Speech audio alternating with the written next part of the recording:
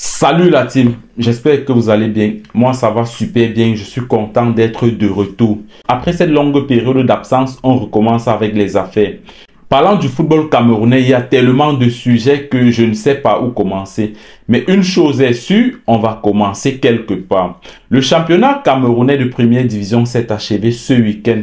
Ce championnat qui était divisé en deux poules. Et les deux premiers de chaque poule étaient qualifiés pour les playoffs. Les playoffs se sont donc achevés ce week-end.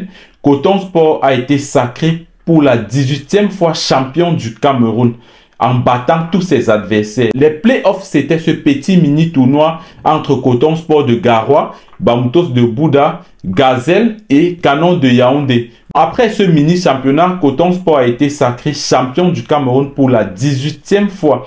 Coton Sport est de loin le plus grand club camerounais.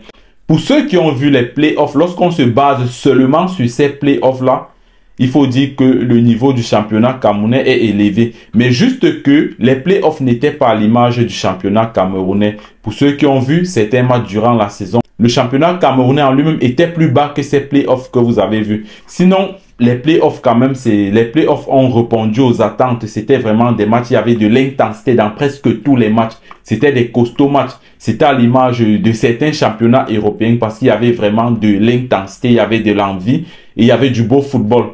Donc les playoffs, pour dire vrai, les playoffs ont un peu masqué l'image du championnat qu'on a eu durant toute la saison. Mais ce qui est bien, c'est que ce championnat est très bien fini. Le championnat est fini sur une très bonne note lorsqu'on regarde ce qui s'est déroulé lors de ces playoffs. Après les playoffs et le championnat camerounais, on va passer aux footballeurs camerounais.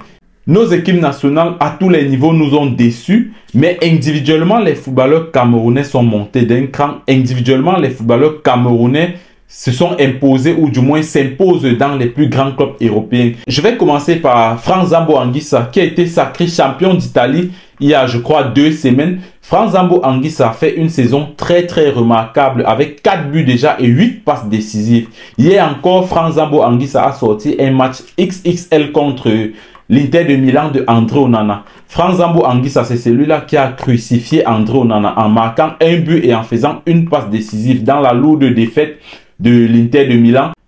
Franck Zambo Anguissa a sorti un très grand match comme d'habitude. Pour ma part, comme j'ai l'habitude de dire, pas parce qu'il est camerounais, Franck Zambo Anguissa, c'est le meilleur milieu de terrain africain. Et en Europe, Franck Zambo Anguissa fait partie des meilleurs milieux de terrain.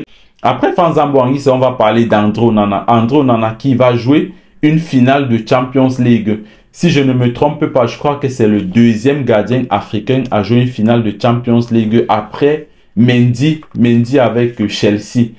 André Onana est de loin le meilleur gardien de cette saison en Champions League. Du côté de la Turquie, on a Aboubakar Vincent qui est en train de faire très mal avec Beşiktaş. Depuis son arrivée en Turquie, Aboubakar Vincent est à 12 matchs, 12 buts. Ses débuts étaient un peu timides, il était déjà critiqué dès le départ. Mais après 3 matchs, l'attaquant camerounais s'est vite retrouvé et marque à presque tous les matchs. 12 buts déjà en 12 matchs.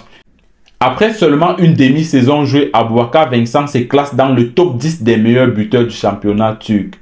Après, on a Bryan Mbeumo qui est en train de faire mal du côté de Brentford. Jusqu'aujourd'hui, j'ai toujours l'idée qu'il y a 2 Mbeumo.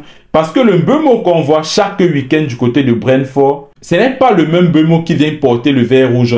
C'est vrai, il faut être patient avec lui, mais ce qu'il nous montre chaque week-end avec Brentford, c'est fort ce qu'il nous montre. Espérons que Mbeumo va se retrouver. On reconnaît aussi Karl Toko Ekambi aussi. Au départ avec le Cameroun, c'était pas trop ça. C'est ces dernières années qu'il est en train de prouver.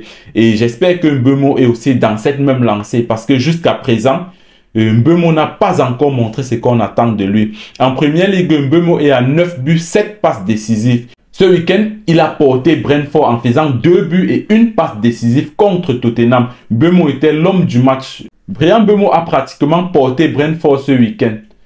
On va sortir avec 2 joueurs. Jean-Pierre Samet qui est le meilleur buteur du côté de la Suisse. Jean-Pierre Samet a doublé ce week-end et il a 20 buts au compteur. Actuellement, il est le meilleur buteur du championnat suisse. Pour sortir, on a le général Harold Moukoudi. Le général Harold Moukoudi est champion de Grèce. Après une saison catastrophique l'année dernière du côté de Saint-Étienne, Harold Moukoudi a décidé de s'exiler, d'aller dans un pays exotique Harold Moukoudi est sorti champion de Grèce. Allez la famille, on se voit très bientôt pour une prochaine vidéo les gars. Allez, ciao!